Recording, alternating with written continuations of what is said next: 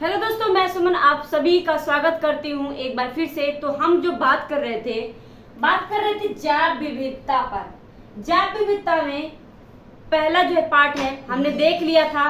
पहले पार्ट में हमने जैव विविधता में जो है उसकी परिभाषा, जैव विविधता शब्द सबसे पहले किसने लिया प्रयोग किया, इन सब पे हमने चर्चा कर लिया था। तो आज जो है जैव विविधता का दूसरा पार्ट है। अगर आपने फर्स्ट पार्ट नहीं देखा है तो आप जो है ईवीएस और ज्योग्राफी के नाम से जो है एक प्लेलिस्ट बनी है, उस प्लेलिस्ट पे जाइए। प्लेलिस्ट में आपको जैव विविधता का जो है फर्स्ट पार्ट मिल जाएगा। ठीक है, फर्स्ट पार्ट मिल जाएगा। इसके अलावा आपका जो है वहाँ पर सारे टॉपिक्स जो मैं अभी तक करवाती आ रही हूँ ज्योग्राफी और ईवीएस की, वो सारे टॉपिक्स वहाँ पे देखने को मिल जाएंगे।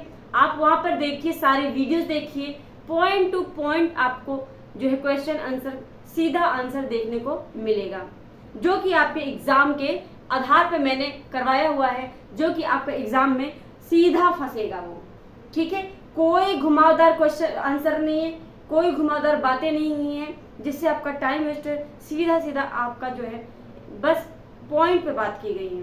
ठीक है, तो आप अगर नहीं देखे हैं तो एक बार जाइए, प्लेलिस्ट को ओपन कीजिए और प्लेलिस्ट में आप एक प्लेलिस्ट आपका शॉर्ट ट्रिक का है, दूसरा प्लेलिस्ट आपका जो है इसका फुल वीडियो का है, फुल क्लास का है। तो आप दोनों प्लेलिस्ट देखिए, आपको बहुत ज़्यादा बेनिफिट होगा, मैं सच बता रही हूँ।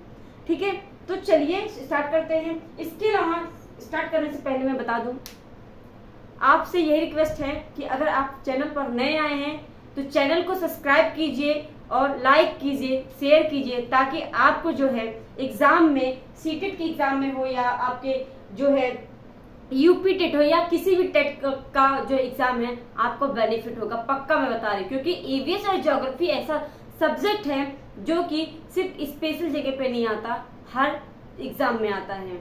ठीक है, तो अगर आपने चैनल को नहीं सब्सक्राइब किया तो सब्सक्राइब कर लीजिए, ताकि आपको जो है और सारी वीडियोस मिलती रहे। आप नोटिफिकेशन ऑन कर लीजिए। ठीक है, चलिए स्टार्ट करते हैं।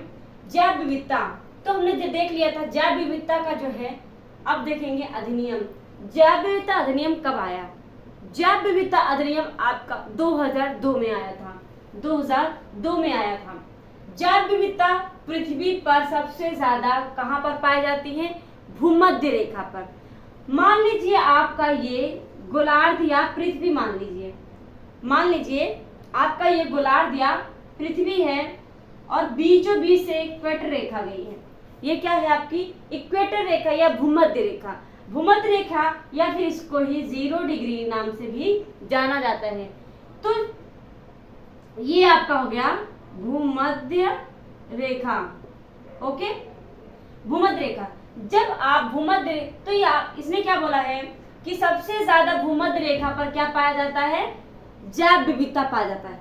इसका रीजन है, देखिए यहाँ तक आपका 10 डिग्री तक, ऊपर भी 10 डिग्री तक आपके जो है बारिश, और यहाँ पे मानसून हमेशा बना रहता है। यहाँ पे मानसून हमेशा बना रहता है। यहाँ की जो है यहाँ पे इन्वायरमेंट बहुत अच्छा रहता है। तो जब यहाँ से आप भूमध्य रेखा से ऊपर तक जाए, ऊपर ध्रुव में जाएंगे, जब उत्तर ध्रुव में जाएंगे तो जो है जैव विविधता घटती है। क्या है? जैव विविधता घटती है। चाहे आप भूमध्य रेखा से उत्तर ध्रुव पे जाएं या चाहे आप भूमध्य रेखा से दक्षिणी ध्रुव पर जाएंगे, तो आप देखेंगे कि दोनों तरफ जो है भूमध्य रेखा से चाहे ऊपर जाए चाहे नीचे जाए, आप देखेंगे कि जैव विविधता घट रही है। ठीक है, लेकिन इसका उल्टा देखा जाए, जब ध्रुव से आप किस पे आएंगे? भूमध्य रेखा पर। जब ध्रुव से आप भूमध्य रेखा पर जाएंगे तो आप देखेंगे जैव विविधता क्या करता है? बढ़ता है। जैव विविधता बढ़ती है। जैव विविधता बढ़ती है। ठीक है, तो आप देख रहे हैं कि भूमध्य रेखा से जब हम ध्रुव पे आ रहे हैं तो घट रही है जैव विविधता, और भूमध्य रेखा की तरफ जब जा रहे हैं ध्रुव से तो क्या है? आपका जैव विविधता बढ़ रहा है। ठीक है, तो जैव विविधता जो है आपका पृथ्वी पर सब भूमध्य रेखा पर सबसे ज्यादा पाया जाता है। आपका सीधा आंसर बनेगा, सीधा पूछेगा एग्जाम में कि पृथ्वी पर या गोलार्ध पर सबसे ज्यादा जैव विविधता कहाँ पाई जाती है। या तो वहां पे ऑप्शन में 0 डिग्री रेखा लिखा होगा, या तो ऑप्शन में आपका भूमध्य रेखा लिखा होगा, या फिर ऑप्शन में आपका विषुवत रेखा लिखा होगा। आप इनमें से किसी एक पर ही क्लिक करेंगे। ठीक है, अगर आपको पूछता है ध्रुव की तरफ जाने पर, भूमध्य रेखा से ध्रुव की तरफ जाने पर जैव विविधता घटता है या बढ़ता है, तो आप कहेंगे घटता है। बढ़ते पे टिक जो है टिक नहीं लगाएंगे। और ये मैं बता रही हूँ कि ये क्वेश्चन आपका सीटेट में आ चुका है।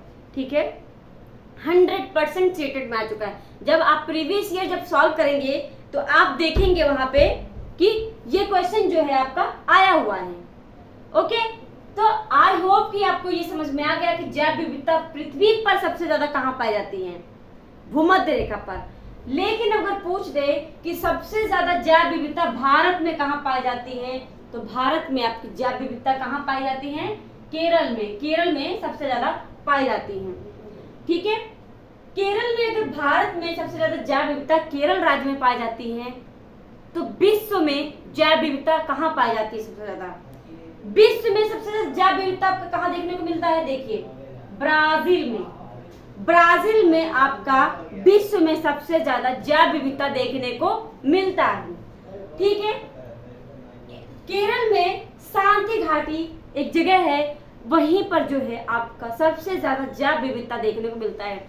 इसी वजह से केरल में उस जगह को क्या कहते हैं? शांति घाटी के नाम से जाना जाता है। पूछे शांति घाटी कहाँ पर है, भारत के किस राज्य में है, तो आपका आंसर होना चाहिए शांति घाटी आपका केरल राज्य में।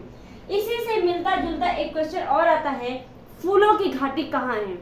फूलों की घाटी आपका उत्तराखंड में है। कंफ्यूज नहीं होना है, फूलों की घाटी और शांति घाटी में अंतर है आपका। शांति घाटी पूछेगा तो आपका केरल हो जाएगा, फूलों की घाटी पूछेगा तो आपका उत्तराखंड हो जाएगा। उसके बाद पूछा है कि सबसे पहले मानसून कहाँ पर आता है? आप सबको पता है सबसे पहले मानसून आपका केरल राज्य में प्रवेश करता है। केरल राज्य में मानसून जो है 5 जून को प्रवेश करता है और धीरे धीरे करके जो है 15 तक वो उत्तरी में जो है भारत के बढ़ने लगता है।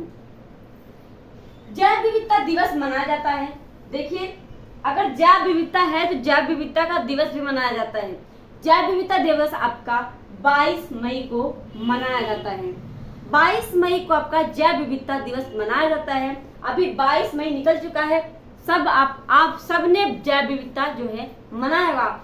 आजकल जो है सोशल मीडिया चल चुका है, सब लोग क्या करते हैं, स्टेटस पे जो है जो भी दिवस आता है उसे लगा देते हैं।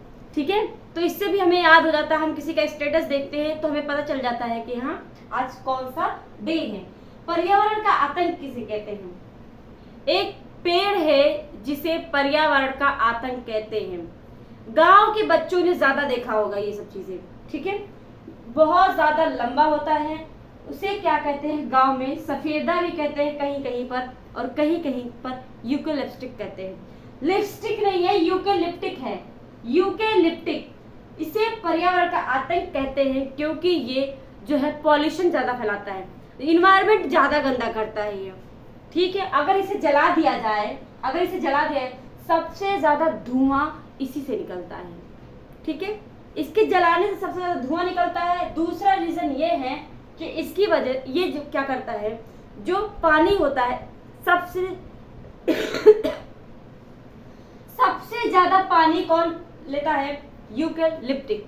यूकेलिप्टिक बहुत ज्यादा पानी को सोखता है, इसीलिए इसे पर्यावरण का आतंक कहते हैं। विश्व में सबसे ज्यादा जैव विविधता का ब्राजील में पाया जाता है, इस पर हमने बात कर ली। तो यहाँ तक जो है हमारा जैव विविधता आज कंप्लीट हो गया है। इसके अलावा हम देखेंगे आगे स्वस्थाने और जो है इन सब पे इन सिटू और आउट सिटू, ये देखेंगे हम कल की वीडियो में। वहां से भी आपके क्वेश्चन बनते हैं डायरेक्ट, यहाँ से भी आपके क्वेश्चन डायरेक्ट बनेंगे। अगर आपका ईवीएस जो है आपका सब्जेक्ट है, ईवीएस सब्जेक्ट है, तो डेफिनेटली बनेगा ही बनेगा क्वेश्चन। यहाँ से आपसे डेट भी पूछ लेगा, आपसे पूछ लेगा अधिनियम कब आया, आपसे पूछ लेगा पर्यावरण जो है जैव विविधता शब्द किसने प्रयोग किया। जब आप ये पढ़े रहेंगे कॉन्सेप्ट, सीधा सीधा आंसर पढ़े रहेंगे, सीधा सीधा एग्जाम में जाके आंसर मारेंगे। अगर मैं यहीं पे अगर पूरा भर भर के लिखाती, भर भर के पढ़ाती, तो आप बोर भी हो जाते और आप जो है इतना जल्दी कर नहीं पाते। तो जो चीज़ हमारे लायक नहीं, जो चीज़ हमें ज़रूरत नहीं है जिस चीज़ों की, उन्हें पढ़ने की कोई नीड नहीं है। हम कोई यूपीएससी की तैयारी नहीं कर रहे हैं कि हमें बस सब पढ़ना है, सब पढ़ना है। हमें सिर्फ सीटेट की तैयारी करनी है, सीटेट के बेस पे पढ़ना है, ठीक है। तो आई होप कि आज की क्लास जो है आपको अच्छी लगी होगी। अगर अच्छी लगी है तो आप चैनल को शेयर कीजिए, सब्सक्राइब कीजिए और अपने आसपास के लोगों से भी सब्सक्राइब करवाइए और उन्हें बताइए कि सीटेट की जो है ईवीएस की पॉइंट टू पॉइंट बात कहाँ पे हो रही है, स्टडी बाय चैनल पे। आप सब सब्सक्राइब कीजिए और डेली जो है आप क्लास को देखिए और जो है नोटिफिकेशन बेल जो है आप ऑन कर लीजिए ताकि आपको नोटिफिकेशन मिल जाए, ठीक है। तो चलिए आज के लिए बस इतना ही, धन्यवाद।